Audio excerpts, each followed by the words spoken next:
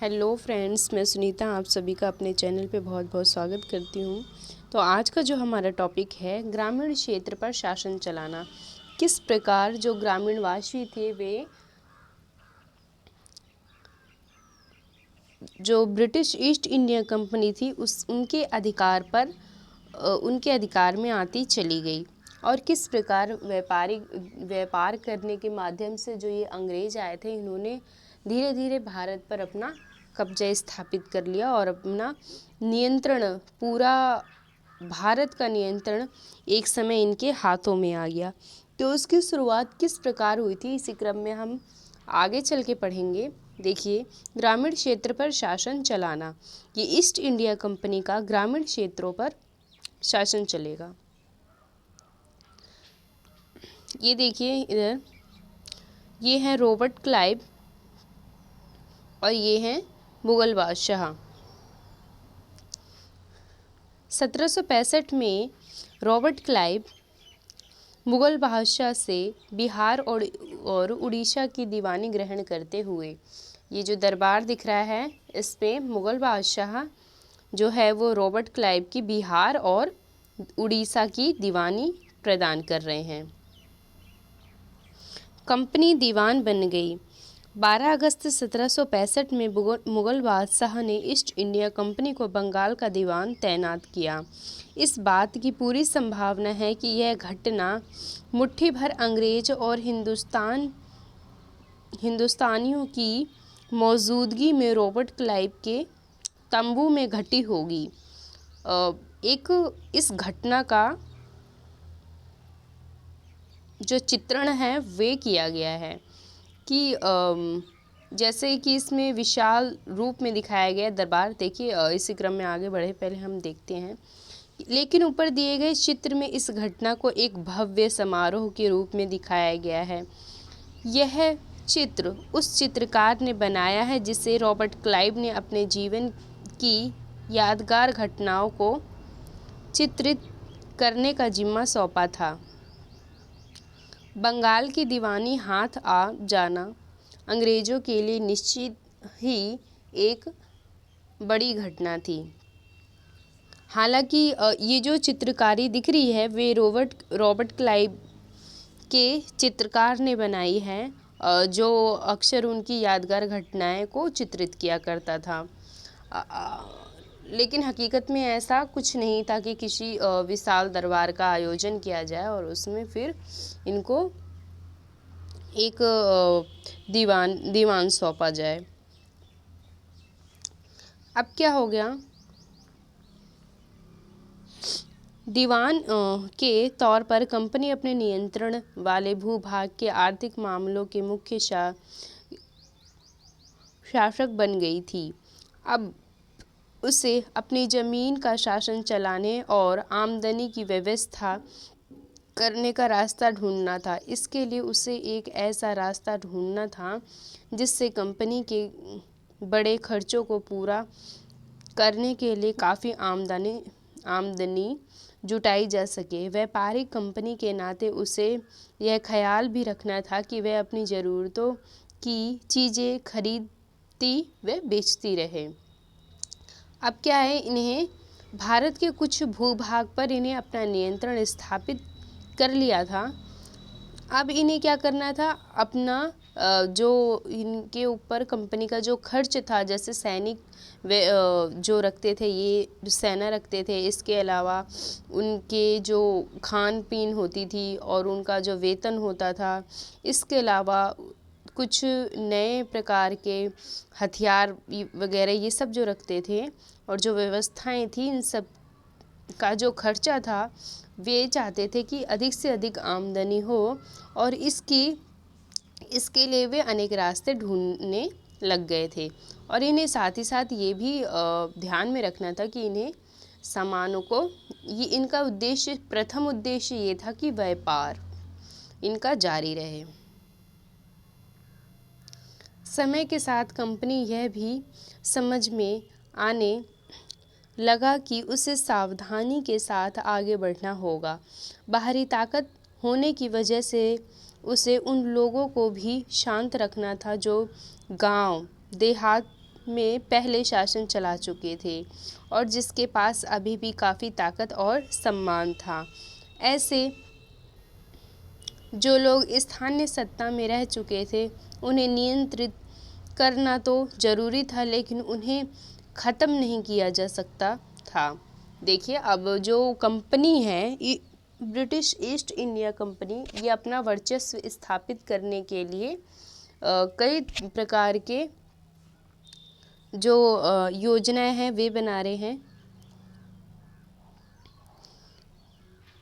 उन्हें गांव पे तो शासन करना था, लेकिन गांव के अंदर जो काफ़ी प्राचीन समय से जो जमींदार रह रहे हैं और शक्तिशाली सम्मानपूर्वक परिवार के जो लोग रह रहे हैं, जो स्थानीय रूप से रहते चले आए हैं, उनको भी अपने नियंत्रण में करना था, क्योंकि वे अधिक शक्तिशाली है, सम्मानजनक है। तो वे बाहर से आए लोगों की शक्तियों को या फिर उनकी जो भी व्यवस्था है उसको स्वीकार्य नहीं करेंगे। तो अब देखिए, कंपनी इसी क्रम में आगे बढ़ते हुए क्या करती है, यह काम कैसे हो। इस अध्याय में हम देखेंगे कि कंपनी ने ग्रामीण इलाकों को उपनिवेश कैसे बनाया, आय के संसाधन कैसे जुटाए, लोगों के जो अधिकार है किस तरह तय किए और मनमाफिक फसलों की खेती कैसे कराई। कंपनी की आमदनी। कंपनी दीवानी तो बन गई थी, लेकिन अभी भी खुद को एक व्यापारी ही मानती थी। दीवानी तो बन हाँ ये इनका मुख्य उद्देश्य ही था भारत में आने का, व्यापार करना। दीवान तो बन चुकी थी, लेकिन अभी भी अपने आप को व्यापारी मानती थी। कंपनी भारी भरकम लगान तो चाहती थी, लेकिन इसके अलावा और वसूली की कोई नियमित व्यवस्था करने में हिचकिचा रही थी। उसकी कोशिश यह थी कि वह ज़्यादा से ज़्यादा राजस्व हासिल करे और कम से कम कीमत पर बढ़िया सूती और रेशमी कपड़ा खरीदे। इस कारण 5 साल के भीतर बंगाल में कंपनी द्वारा खरीदी जाने वाली चीज़ों का मूल्य दुगना हो चुका था और 1865 से पहले जो कंपनी ब्रिटेन से सोना और चांदी का आयात करती थी और इन चीज़ों के बदले सामान खरीदती थी, अब बंगाल में इकट्ठा होने वाले पैसे से ही निर्यात के लिए जो चीज़ें थी खरीदी जा सकती थी। अब देखिए, जो कंपनी थी शुरू में इन्हें दीवानी प्राप्त हो गई थी, लेकिन ये अपने आप को व्यापारी ही समझते थे। इन्हें भारी भरकम रूप में इन्हें एक कर चाहिए था, पैसा चाहिए था, मतलब लगान चाहिए था। और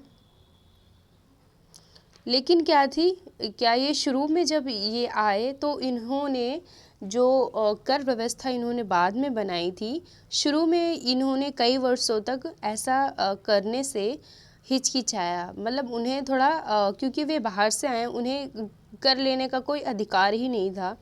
लेकिन धीरे धीरे ये प्रारंभ में ऐसी कोई व्यवस्था नहीं बनाई, बाद में इन्होंने किसान लोगों का मतलब पसीना और खून पीना शुरू कर दिया। तो क्या हुआ,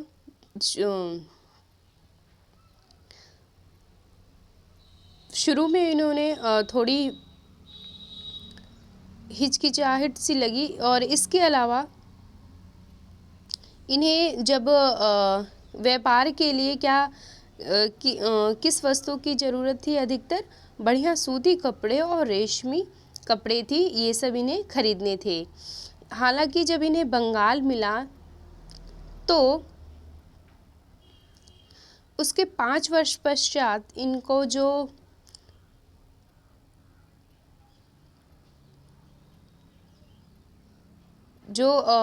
ये सामान खरीदते थे, पहले तो इन्हें बंगाल की दीवानी प्राप्त हुई थी, तो क्या हुआ, उसके जैसे ही 5 वर्ष बीते, जो वस्तु है उसका जो मूल्य है वे दुगुना हो गया। इसके पश्चात जो ईस्ट इंडिया कंपनी 1865 में सोना और चांदी का आयात किया करती थी अपने यहाँ भारत से सामान खरीदने के लिए, तो वो उसका मूल्य पहले सोने और चांदी में उसे चुकाती थी। लेकिन क्या हुआ, जैसे इन्हें बंगाल और बिहार की दीवानी प्राप्त हुई तो इन्होंने इस सोने और चांदी की आयात को वहीं पर रोक दिया, और जो बंगाल और बिहार से जो भी धन एकत्रित होता था अर्थात जो कर प्राप्त होता था, उसी के माध्यम से अपनी खरीदारी जारी रखते थे। जल्द ही ये जाहिर हो गया कि बंगाल की अर्थव्यवस्था एक गहरे संकट में फंसती जा रही है। कारीगर गांव छोड़कर भाग रहे थे क्योंकि उन्हें बहुत कम कीमत पर अपनी चीज़ें कंपनी को जबरन बेचनी पड़ती थी। अब क्या हो गया, अभी हमने इससे पहले पढ़ा कि जो माल की जो कीमत थी, वस्तु की कीमत थी, वे दोगुना हो गई थी। तो क्या करते थे, जो कंपनी थी यहाँ से सस्ते दामों में सामान लेकर ब्रिटेन में महंगे दामों में बेचती थी। इसी प्रकार जो कारीगर थे वे परेशान हो चुके थे इस व्यवस्था से, और वो अपना गांव छोड़कर भागने लग गए थे कुछ, और बहुत से लोगों का जो सामान था वो कम कीमत में ले रहे थे। तो उस जो व्यक्ति थे उन्हें जबरन ही मजबूरी थी, उन्हें बेचना पड़ जाता था, और कुछ जो होते थे वे गांव छोड़ के भागने लग गए थे। इससे बचने के लिए किसान अपना लगान नहीं चुका पा रहे थे, कारीगरों का उत्पादन गिर रहा था और खेती चौपट होने की दिशा में बढ़ रही थी। देखिए, अब जब फसल नहीं होगी तो किसान कर कैसे चुकाएगा, तो उनका कर बढ़ता जा रहा था, और जो खेती थी उनकी दिन ब दिन बढ़ने की बजाय घटती जा रही थी।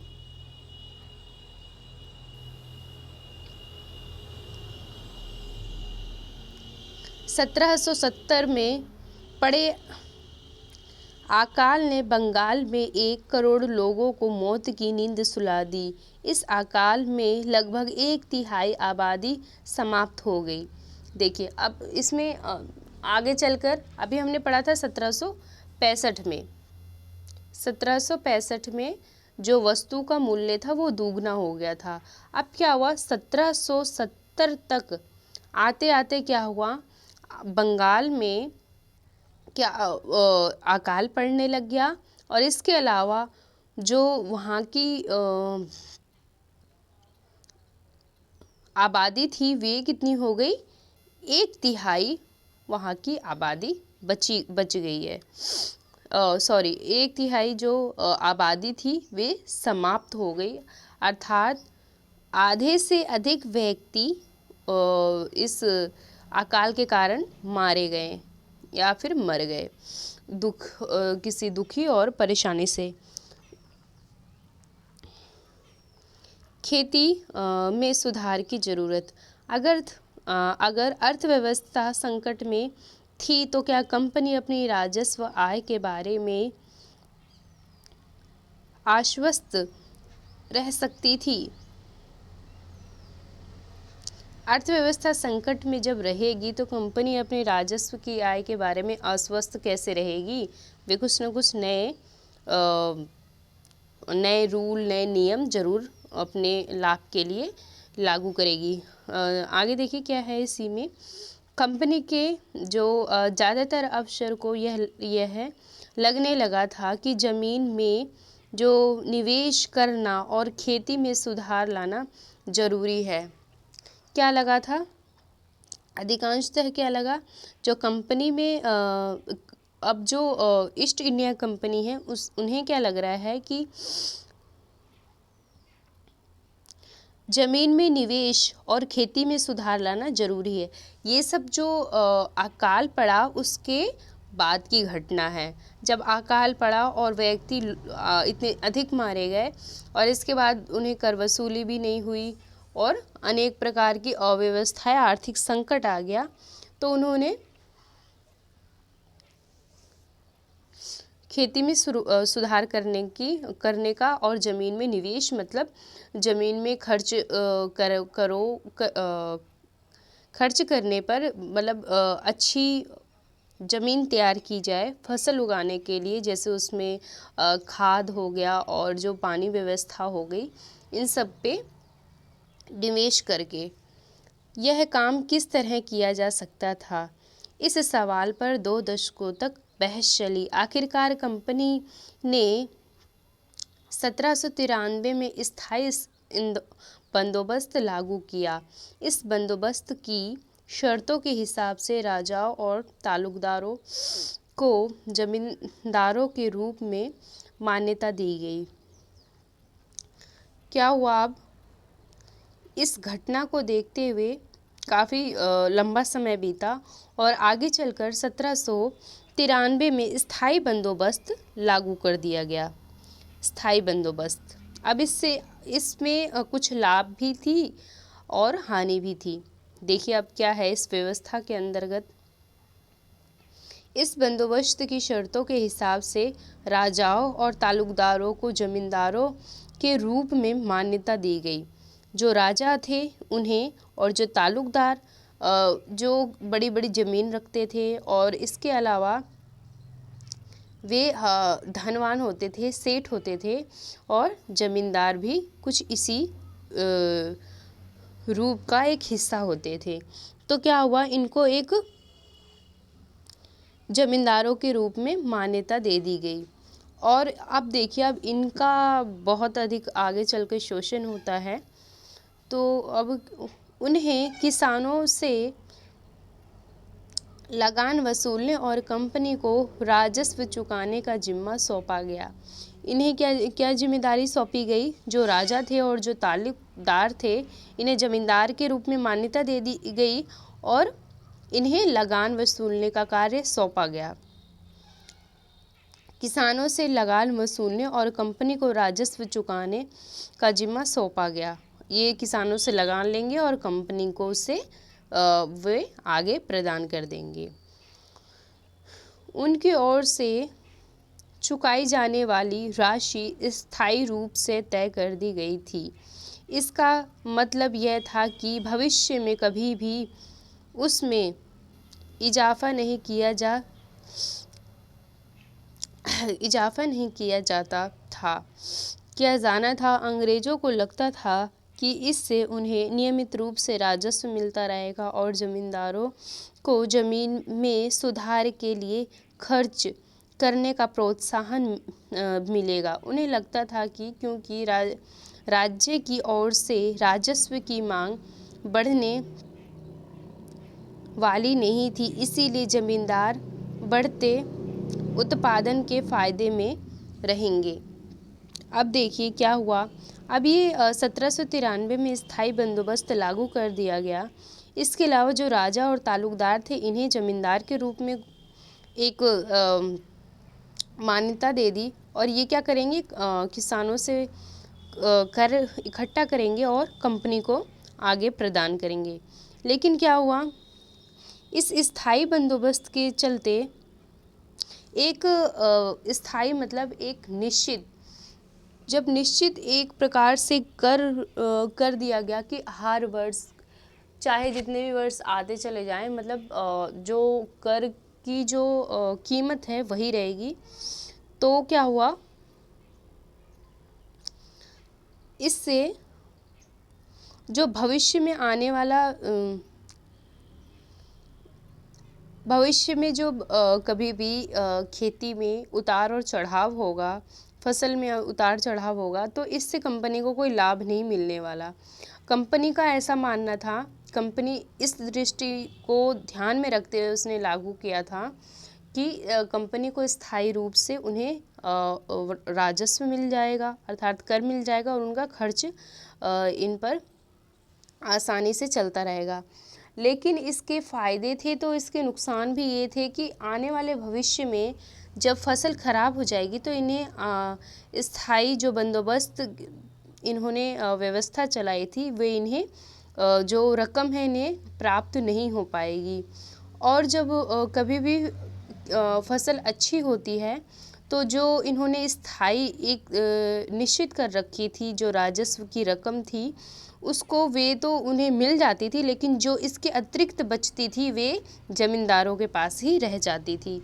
इसमें भी काफ़ी समस्याएं देखने को मिली। तो देखिए अब आगे क्या होता था। जो खर्च होता था जिस वर्ष फसल अच्छी होती थी उस वर्ष तो बंदोबस्त चुका दिए जाते थे, लेकिन जो इसके अलावा जो रकम जो बचत थी जो कि ज़मींदारों के पास थी वे जो ईस्ट इंडिया कंपनी थी उनका ये मानना था कि ज़मींदार उनकी जो भूमि है, जो अभी हमने पहले पढ़ा, इससे पहले अकाल आया था तो उनकी जो भूमि और खेती हर व्यवस्था बेकार हो गई थी। वे चाहते थे ज़मींदार उनके ऊपर इसको खर्च करे और उस व्यवस्था को और अच्छा करे, लेकिन ज़मींदार ऐसा करने के लिए राज़ी नहीं थे। उनका क्या जा रहा है, उनको मतलब ना फसल उगानी है ना खेतों में काम करना है। तो ये सब इन सब का प्रभाव किसानों पे बहुत अधिक पड़ा। समस्या, अब देखिए इसकी एक अलग समस्या जो थी वे उत्पन्न हो गई, मगर स्थायी बंदोबस्त ने भी समस्या पैदा कर दी। कंपनी के जो अफसर थे उन्होंने पाया कि अभी भी ज़मींदार ज़मीन में सुधार के लिए खर्च नहीं करते। जो ज़मींदार हैं, अभी हमने यही बात करी, जो ज़मींदार थे उन्हें जो भी रकम उन्हें प्राप्त होती थी बचती थी वे उन रकम में से ज़मीन पर किसी भी प्रकार का खर्चा नहीं किया करते थे। फिर इससे क्या हुआ, असल में कंपनी ने जो राजस्व तय किया था वह इतना ज़्यादा था कि इसको चुकाना भी ज़मींदारों को भारी परेशानी हो रही थी। वास्तव में इन्होंने सबसे पहले तो रकम बहुत अच्छी तय कर दी, अपने लिए स्थायी बंदोबस्त तय कर दिया, लेकिन वो अधिक होती ही थी। और इसके अलावा कभी कभी फसल बहुत अच्छी हो जाती थी, लेकिन हर बार ऐसी संभावनाएं नहीं रहती थी, तो उनका जो खर्च है उसको चुकाना भी थोड़ा मुश्किल होता था। क्या हुआ देखिए, जो ज़मींदार राजस्व चुकाने में विफल हो जाता था उसकी ज़मींदारी छीन ली जाती थी। बहुत सारे ज़मींदारों को कंपनी बाकायदा नीलाम कर चुकी थी। अब जो राजस्व नहीं चुका पाएगा ज़मींदार, उनकी जो ज़मींदारी अर्थात जो भी उनके पास ज़मीन संबंधित जायदाद है और जो भी उनका धन है संपत्ति के रूप में, उससे कंपनी अपने अधिग्रहण कर लेती थी, अपने नियंत्रण में ले लेती थी और इसके बाद उसे नीलाम कर देती थी। उससे क्या होता था, उन्हें जो ईस्ट इंडिया कंपनी को और अधिक धन मिल जाता था। तो इनका मतलब हर तरीके से इनका जो ब्रिटिश ईस्ट इंडिया कंपनी थी भारतीयों का शोषण कर रही थी। 19वीं सदी के पहले दशक तक हालात बदल चुके थे। बाजार में कीमतें बढ़ी और धीरे धीरे खेती का विस्तार होने लगा। इससे ज़मींदारों की जो आमदनी में भी सुधार आया, लेकिन कंपनी को कोई फ़ायदा नहीं हुआ, क्योंकि 19वीं शताब्दी तक क्या हुआ, हालात बदल चुके थे। बाज़ार में जो कीमतें थी वे और अधिक बढ़ गई। अभी हमने देखा था कि 1765 में क्या हुआ था, जो कीमतें थी दुगना हो गई। अब उसके बाद की बात कर रहा है, उसके कम से कम 50 वर्ष आगे की बात कर रहा है, तो अब हो गई कीमतें और अधिक बढ़ती चली गई और धीरे धीरे जो खेती का विस्तार जो हो रहा था, इससे ज़मींदारों और जो आमदनी में सुधार आया। आगे चल के थोड़ा खेती में विस्तार हुआ और इसमें थोड़ा सुधार आया, लेकिन कंपनी को कोई फ़ायदा नहीं हुआ, क्योंकि कंपनी को हमेशा के लिए राजस्व तय कर चुकी थी। अब वह राजस्व में वृद्धि नहीं कर सकती थी। ये बात हमने अभी पहले पढ़ी, जब फसल अच्छी होती है तो क्या होता है, जब राजस्व भी और अधिक आता है। लेकिन जो कंपनी ने स्थायी बंदोबस्त व्यवस्था चलाई उसमें उन्होंने जो कर है उन्होंने निश्चित कर दिया। अब देखिए थोड़ा सा इनके बारे में देखिए। चार्ल्स कॉर्नवालिस, जिस समय स्थायी बंदोबस्त लागू किया उस समय जो कॉर्नवालिस भारत के गवर्नर जनरल ये थे, ठीक है।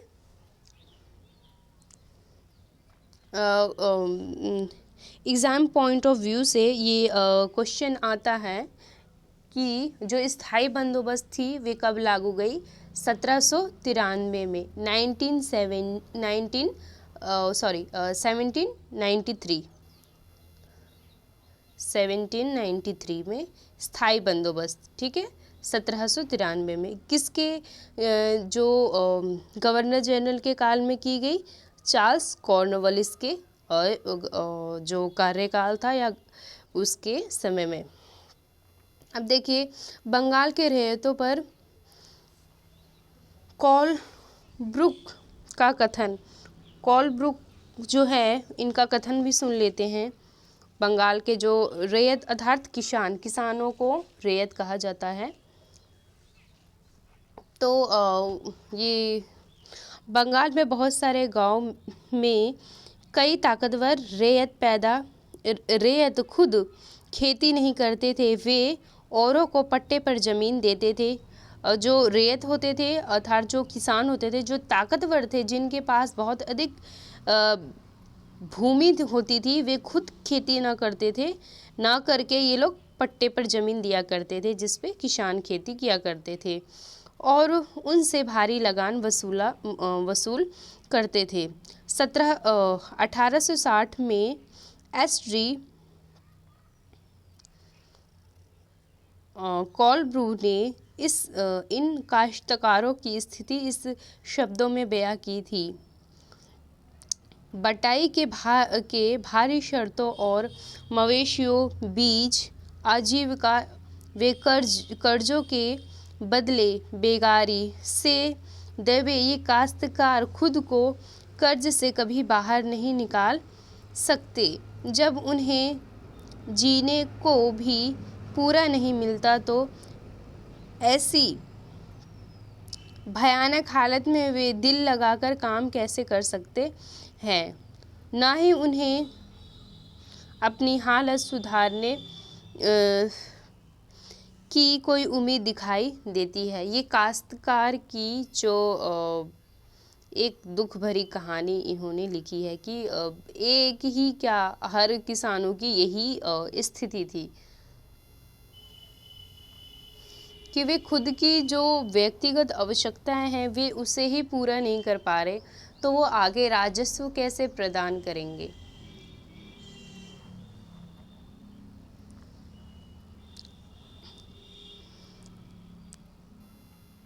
हम कहाँ थे, हाँ, लेकिन जमींदारों को अभी भी जमीन की बेहतरी में कोई दिलचस्पी नहीं थी। जो जमींदार थे अभी भी उन्हें जो ज़मीन बंजर भूमि वगैरह थी और जो भिन्न प्रकार से अकाल के प्रभाव से प्रभावित थी, तो उससे जमींदार उसमें कोई दिलचस्पी नहीं लेते थे उसे और अधिक सुधार सके। उनमें से कुछ तो बंदोबस्त के शुरुआती सालों में ही अपनी जो ज़मीन थी वो गंवा चुके थे। जो बचे रह गए थे अब उन्हें भी बिना परेशानी और निवेश का खतरा उठाए आमदनी की उम्मीद दिखाई दे रही थी। जब तक जमींदार किसानों को ज़मीन देकर उनसे लगान वसूल सकते थे, जिन्हें ज़मीन में सुधार की परवाह नहीं थी। यही था कि जो किसानों से कर जो फसल होती थी उसके अनुसार लिया जा रहा था, लेकिन ज़मीन के सुधार में किसी भी ज़मींदार को कोई दिलचस्पी नहीं थी। अब क्या होगा, दूसरी तरफ गांव में किसानों को यह व्यवस्था बहुत दमनकारी दिखाई दी। किसान को जो लगान चुकाना था वह बहुत ज़्यादा था और ज़मीन पर उनका जो अधिकार सुरक्षित नहीं था। लगान चुकाने के लिए अक्सर महाजन से कर्ज लेना पड़ता था। अगर वह लगान नहीं चुका पाता था तो उन्हें पुश्तैनी ज़मीन से बेदखल कर दिया जाता था। ये हमने वही समस्याएं हैं ये स्थायी बंदोबस्त की। एक तो ज़मीन पर कोई भी ज़मींदार ध्यान नहीं देता था, इसके अलावा इतनी अच्छी फसल नहीं हो पाती थी कि वे जो लगान लगाया गया था किसानों पर वो चुका सके। और इसको चुकाने के लिए वे कर्ज भी लेते थे तो क्या होता था, आगे उसकी चुकाने की कोई संभावना नहीं थी। उससे क्या होता था, अब उन्होंने जिस ज़मीन को गिरवी रख कर जो भी कर लिया है, अब उसे जब वो नहीं चुका पाएंगे तो उन्हें अपने पुश्तैनी ज़मीन खोनी पड़ेगी। अर्थात उन पर जो शाहूकार महाजन होंगे जिनसे वे कर लेंगे, वे उन पर उनका नियंत्रण हो जाएगा। एक स्थायी व्यवस्था, एक नई व्यवस्था। देखिए, अब एक नई व्यवस्था की स्थायी बंदोबस्त की समस्याएं भी देख ली हमने और स्थायी बंदोबस्त क्या था ये भी देख ली। अब इसी व्यवस्था से बहुत अधिक उतार चढ़ाव हुआ और कुछ जो ब्रिटिश ईस्ट इंडिया कंपनी थी उन्होंने कुछ नए सुधार करने प्रारंभ किए। 19वीं शताब्दी की शुरुआत में ही कंपनी के बहुत सारे अधिकारियों को इस बात का यकीन हो चुका था कि राजस्व बंदोबस्त में दोबारा बदलाव लाना जरूरी है। अब उन्हें यकीन हो गया था कि उस व्यवस्था में कुछ बदलाव लाना जरूरी है। जब कंपनी को शासन और व्यापार के अपने खर्च चलाने के लिए और पैसे की ज़रूरत हो तो वह स्थायी रूप से राजस्व तय करके काम कैसे चला सकती थी। अब इन्हें जो बंदोबस्त था, स्थायी बंदोबस्त, उसकी विभिन्न प्रकार की समस्याएं कंपनी को देखनी पड़ी। इसकी वजह से उन्हें खर्च जो थे उसमें भी थोड़ी हेर फेर करना पड़ा और उनका जो राजस्व इन्होंने तय किया था उससे जो कंपनी है उससे असंतुष्ट सी, मतलब इन्हें लगान निश्चित रूप से ठीक रूप से नहीं मिल पा रहा था। अब क्या हुआ, बंगाल रेजिडेंसी के उत्तर और पश्चिम प्रांत, इसके इलाके का ज़्यादातर जो हिस्सा था उत्तर प्रदेश को प्राचीन समय में, अर्थात इसका जो पुराना नाम है वे था संयुक्त प्रांत। कहीं कहीं संयुक्त प्रांत भी देखने को मिलता है। तो इसका जो अर्थ है आप विश्व के संयुक्त प्रांत से मत लगाना, ये संयुक्त प्रांत उत्तर प्रदेश का ही पुराना नाम है। आधुनिक में इसका नाम उत्तर प्रदेश है। प्राचीन समय में संयुक्त प्रांत था। के लिए हॉट मैकेंजी नामक अंग्रेज ने एक नई व्यवस्था तैयार की जिसे 1822 में लागू किया गया। कहाँ पर, ये देखिए, अब ये बंगाल की बात नहीं कर रहा, उत्तर और पश्चिम बंगाल के रेजिडेंट थे, ठीक है। अब तो इसका जो रेजिडेंट्स का जो क्षेत्राधिकार था कहाँ, उत्तर पश्चिम में, और ये जो व्यवस्था थी ये अधिकांश उत्तर अर्थात इधर जम्मू कश्मीर और दिल्ली, हरियाणा, इन सब को लेते हुए, और पश्चिम में जैसे गुजरात और जो भी इधर के देश हैं गुजरात की तरफ के, तो इन इलाकों में क्या हुआ, हॉल्ट मैकेंजी जो कि अंग्रेज ब्रिटिश प्रेसिडेंट थे, और इन्होंने क्या किया, 1882 में एक नई व्यवस्था इन्होंने तैयार करी। मैकेंजी को विश्वास था कि उत्तर भारतीय समाज में गांव एक महत्वपूर्ण सामाजिक संस्थान है और उसको बचाए रखना चाहिए। उनके आदेश पर कलेक्टर ने गांव-गांव का दौरा किया। देखिए, जो हॉल्ट मैकेंजी थे, इनके आदेश पर जो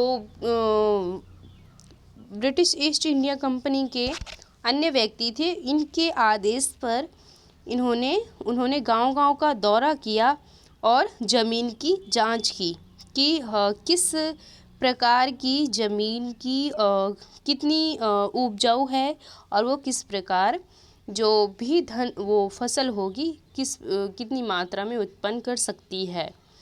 तो क्या हुआ, अब ज़मीन की जांच की। इसके अलावा खेतों को मापा और विभिन्न समूहों के रीति रिवाज को दर्ज किया।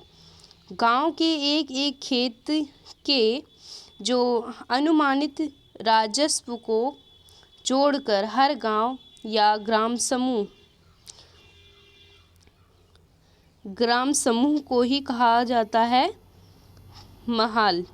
ठीक है, ये एक नॉलेज के लिए अच्छा स्रोत है। देखिए, जो ग्राम समूह या हर गांव, एक गांव का जो समूह होता है उसे महल कहते हैं, से वसूल होने वाले राजस्व का हिसाब लगाया जाता था। इस राजस्व को स्थायी रूप से तय नहीं किया गया, बल्कि उसे समय समय पर संशोधनों की गुंजाइश रखी गई।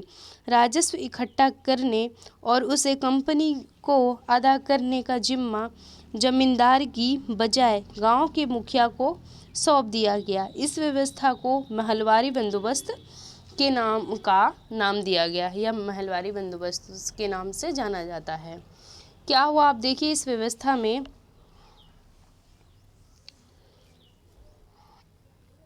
जो हॉल्ट मैकेंजी थे, इन्होंने क्या किया, 1822 में इस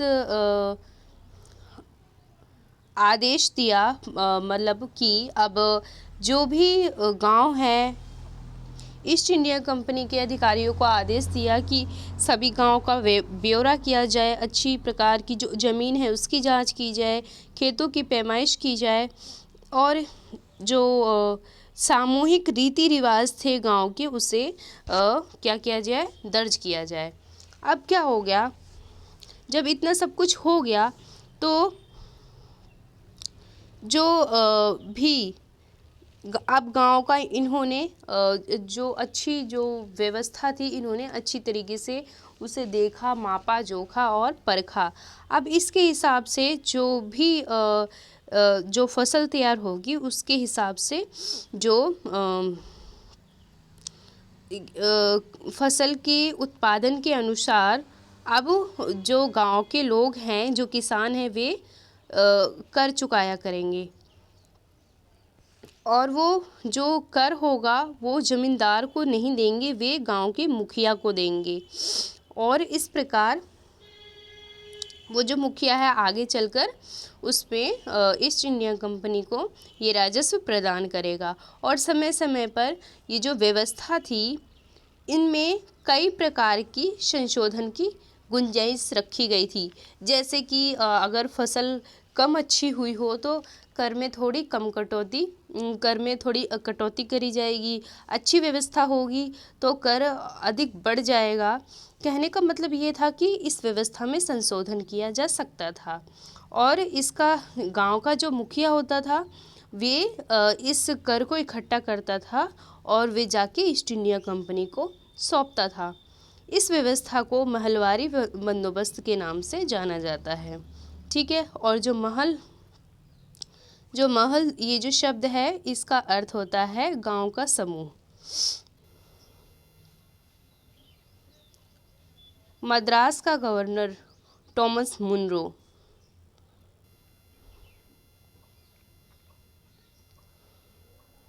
मुनरो व्यवस्था। अभी हमने स्थायी बंदोबस्त स्थायी तो देख ली, इसके बाद महलवारी बंदोबस्त भी देख लिया। इसके अलावा आगे देखिए, मुनरो व्यवस्था ब्रिटिश नियंत्रण वाले दक्षिण भारतीय इलाके में भी स्थायी बंदोबस्त की जगह नई व्यवस्था अपनाने का प्रयास किया जाने लगा। वहाँ जो नई व्यवस्था विकसित हुई उसे रेयतवार या रेयतवारी का नाम दिया गया।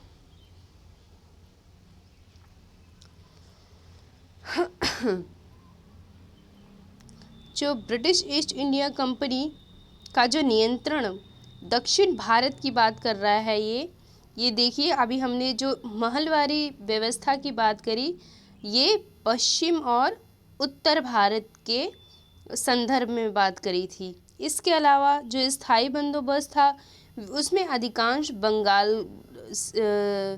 राज्य उसमें सम्मिलित था। इसके अलावा और भी कई राज्य थे। और इसके अलावा जो ये मुनरो व्यवस्था बता रहा है, ये आया है दक्षिण भारत में।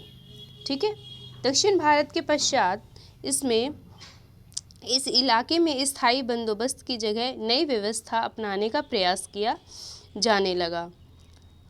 इस जो दक्षिण भारत में स्थायी बंदोबस्त को लागू ना करके अब इसमें विभिन्न प्रकार की जो बंदोबस्त व्यवस्था थी अब उसे अपनाया गया। इन्होंने पुरानी व्यवस्था को लागू न करके एक नई व्यवस्था को अपनाया। अब देखिए, वहाँ जो स्थायी जो व्यवस्था थी वे विकसित हुई, उसे रेत का नाम दिया गया। वहाँ की जो व्यवस्था थी वे एक स्थायी जो बंदोबस्त, इसे तो हटा दीजिए, ये वहाँ पे लागू नहीं हुआ था। इसके अलावा जो वहाँ पे लागू हुआ वो रेतवारी व्यवस्था लागू हुई, रेतवारी, जिसे नाम दिया आगे चल के। फिर इसके पश्चात क्या हुआ आगे चलकर, जो कैप्टन अलेक्जेंडर रीड ने टीपू सुल्तान के साथ चले युद्ध के बाद कंपनियों द्वारा कब्जे में लिए गए कुछ इलाकों में इस व्यवस्था को आजमा कर भी देख लिया था।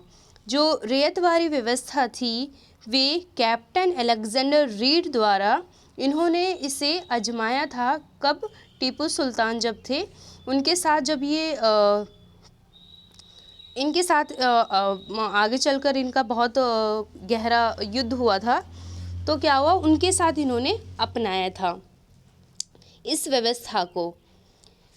आगे चलकर जो टीपू सुल्तान के साथ चले युद्ध के बाद कंपनी द्वारा कब्जे में लिए गए कुछ इलाकों में इस व्यवस्था को आजमा कर देखा गया, रेतवारी व्यवस्था को।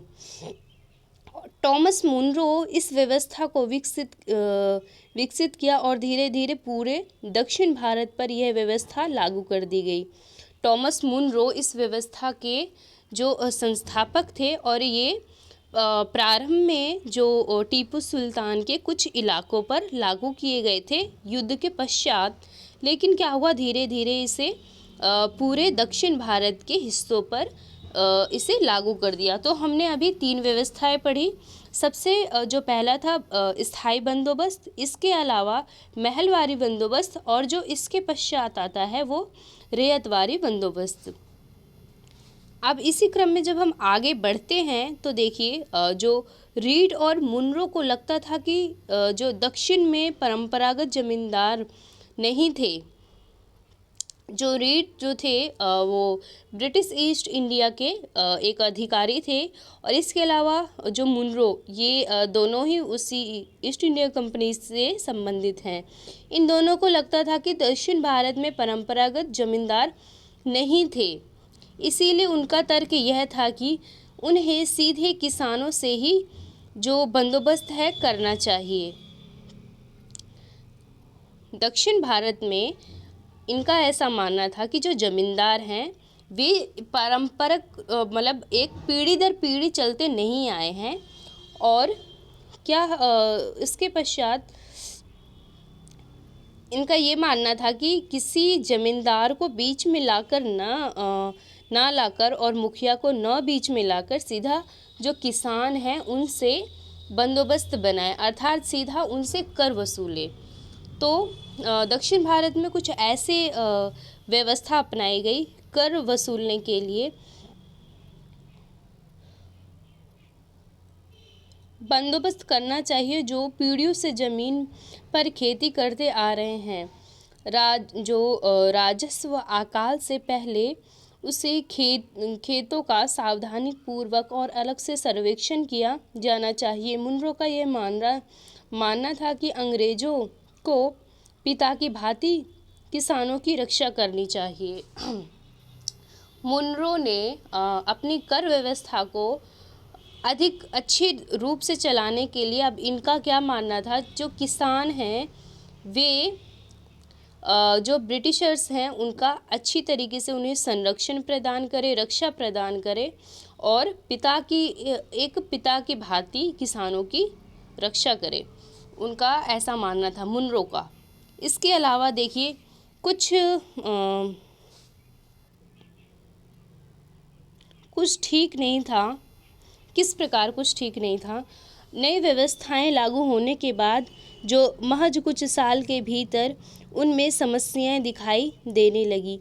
जमीन से होने वाली आमदनी बढ़ाने के चक्कर में राजस्व जो अधिकारियों ने बहुत ज़्यादा राजस्व तय कर दिया था। किसान राजस्व चुका नहीं पा रहे थे। रैयत गांवों से भाग रहे थे। रैयत अर्थात किसान जो थे वे भाग रहे थे गांव से और वे अपना राजस्व भी नहीं चुका पा रहे थे, अर्थात जो कर लगाया गया था उन पर वो चुका नहीं पा रहे थे। और बहुत सारे क्षेत्रों में जो गांव थे वो वीरान हो गए थे, क्योंकि गांव के लोग भाग के जा रहे थे, इस व्यवस्था से तंग आ चुके थे।